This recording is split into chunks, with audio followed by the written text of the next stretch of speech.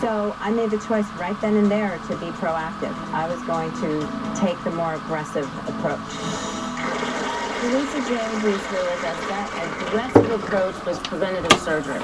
She's joined here by reconstructive and plastic surgeon Dr. Lisa Kassler. Preventative surgery. Hey, mommy, how you doing? I'm doing great. Yeah? On the road to recovery. And how did you make that decision? Once I found out that I could alleviate all or almost all of the risk by getting rid of the breast tissue, I said, let's go in. So everyone should know you have a 90% lower chance of developing breast cancer if you have the preventative surgery. And that's where Dr. Kassler comes in. And, you know, this is a different type of surgery. I've been doing breast reconstruction for 30 years now, but in one stage, you are removing that potentially precancerous tissue and reconstructing the breast at the same time. So this is a big innovation. Tell us more about that. Thank you. So what we're doing is more of a breast augmentation scar. Of course, the nipple cannot be involved with tumor of any kind. All the tissue needs to be cancer-free. We're talking about a scar under the breast or right at the edge of the nipple areola.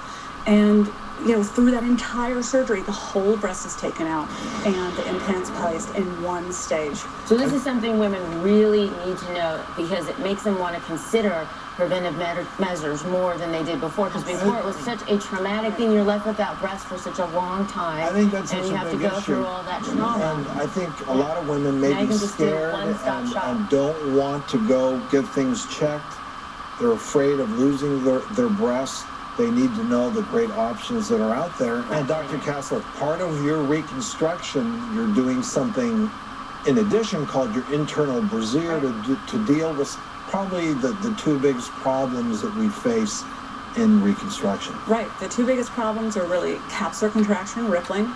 You can see implants through the skin, or you have a very tight-looking reconstruction. What we want is natural, and we want it to look like a pretty good-looking breast.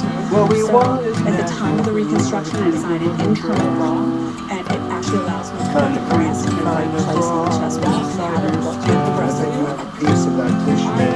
Show us how that works. This is basically a model of what the stuff looks like, and it comes in a sheet. Then I cut the sheet. Now this is something I cut more to fit your model. It goes at the bottom of the breast, and it actually becomes a three-dimensional object. It holds it under the chest wall. Up here, the pectoralis muscle is present, and so we have a full internal closed space where this implant sits, and the matrix keeps it soft. It becomes part of the body. And I think this is going to be huge for women trying to, prevent breast cancer, to know this. Thank you so much for coming and sharing your story. Thank you, Dr. Kassler, for joining us.